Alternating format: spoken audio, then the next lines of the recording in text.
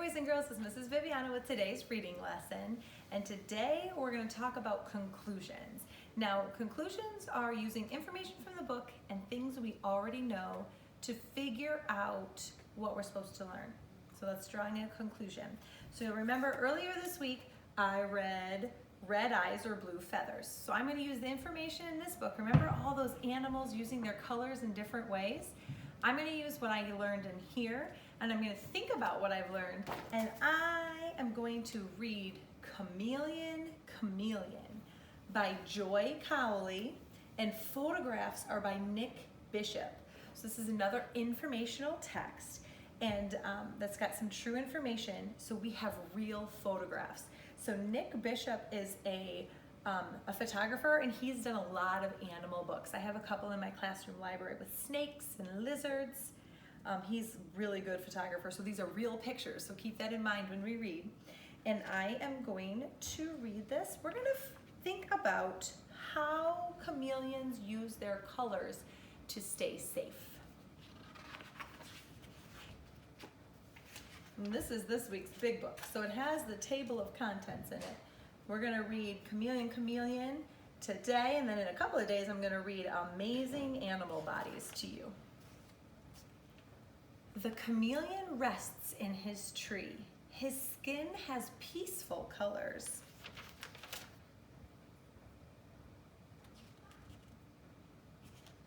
What kind of colors does he have when he's resting? Peaceful, yeah, like blues and greens. He wakes up hungry for a juicy insect. He looks this way and that way. No food, no food. He must find a new tree home. Why does the chameleon have to find a new tree? Right, because there's no food on this one. He's got to go find some food. Slowly, the chameleon climbs down the tree, step by step. He stops. Is something hiding there? Can you see something hiding there? It's a gecko. He's got great camouflage. A gecko. The gecko looks scary, but it will not hurt the chameleon.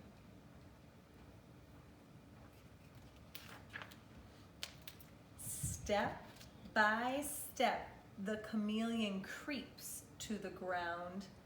He looks this way and that way, watching for danger.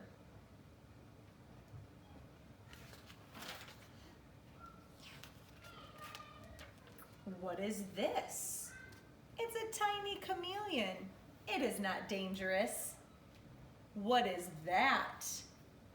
See that? It is a tiny frog. The frog will not harm him either. What does harm mean? To hurt, right? So this little frog will not harm or hurt the chameleon.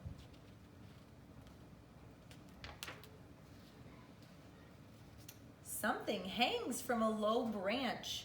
Suddenly, it jumps. Another gecko. Oh, do you see it hanging here? The gecko will not hurt the chameleon. The chameleon moves on.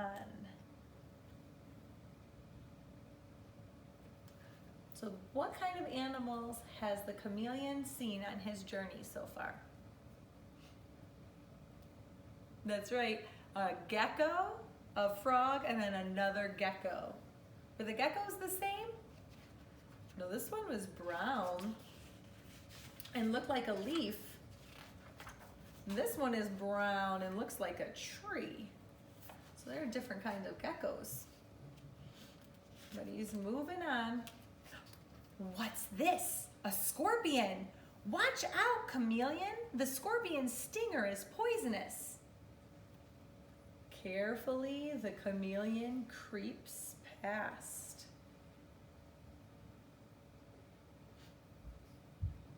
Poisonous. What's poisonous mean? Yeah, that it has poison. So this scorpion would harm or hurt the chameleon, so he has to be careful.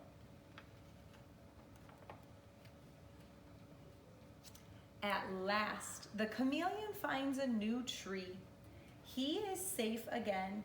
He climbs up slowly, step by step by step.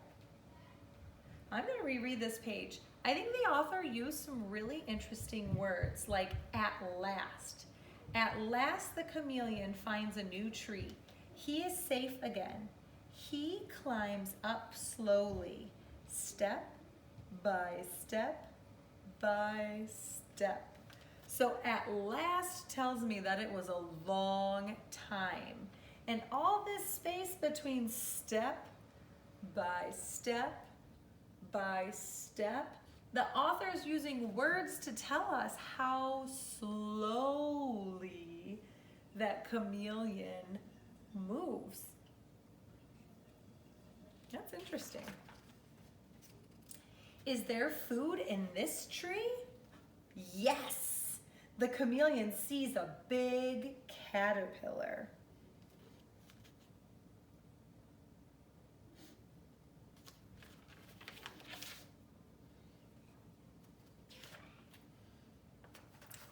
Zap!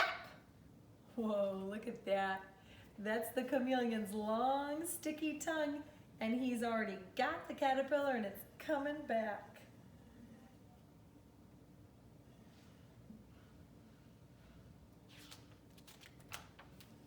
Chew, chew, gulp.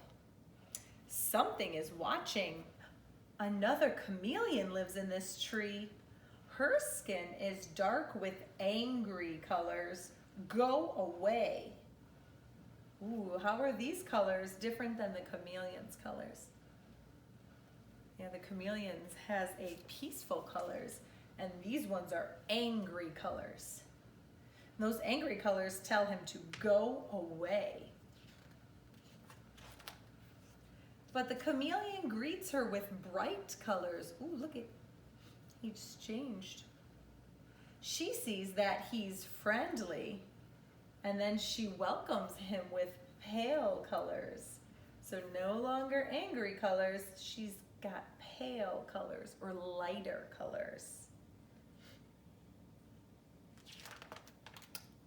Two chameleon friends have happy colors. Not angry. He's got his red on there, friendly or happy colors.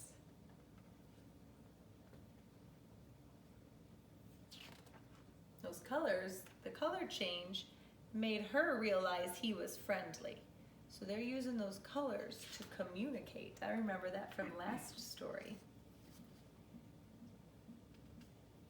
And then these pages have a lot of information. Why do you think that the author included a page like this at the end of the story? Yeah, she wanted to tell us a lot more about chameleons. Well, these pages say, did you know? The two chameleons featured in this book are panther chameleons from the island of Madagascar, which is rich with strange and wonderful animals. There are geckos that look like moss growing on tree trunks, and others that look like dead leaves on the forest floor. There are tiny poisonous frogs with bright colors to warn other animals not to eat them. Chameleons come in many sizes, from as large as a big squirrel to as tiny as a matchstick. Male panther chameleons are about 15 inches long, while females are about 8 inches long. Most chameleons live in trees where they hide among the leaves. They are always very cautious or careful and move slowly, taking one careful step at a time. They have feet like little pincers and a long tail to hold tight to branches. Their eyes can look in different directions at once to check for danger or food. When a chameleon spots its favorite food, such as a fly, a grasshopper, or a caterpillar, it creeps close, then suddenly spits out its long tongue. Muscles at the tip of the tongue grab the insect and it's zipped back into the chameleon's mouth. A chameleon always likes to stay safe, and it usually avoids others of its kind, but sometimes it will climb down from its tree to look for one with more insects to eat, or to look for a mate. On the ground, it is no longer well hidden, so it stays on the lookout for forest floor animals. Some, like snakes and scorpions, could be dangerous. Others, like geckos, are harmless. They are not dangerous at all. It might even meet a leaf chameleon, one of the smallest chameleons, which is less than 3 inches long and lives on the leaf litter. Chameleons are most well known for being able to change color. People once thought they did this to match their surroundings, but only a few types of chameleons clearly change color, and they do it depending on their mood. For example, a chameleon's color might darken when it is cold or upset, or they might brighten when it goes to sleep. Mostly, chameleons change colors when they see each other. Males turn bright colors to impress females or to scare off other males. And females have their own colors to tell mates that they are friendly or would rather be left alone. Chameleons cannot hear sounds very well, so they use color as a way to talk or communicate to each other. So I think the author did want us to learn a lot more about chameleons. That was a lot of information. Thank you for listening to that whole story of Chameleon.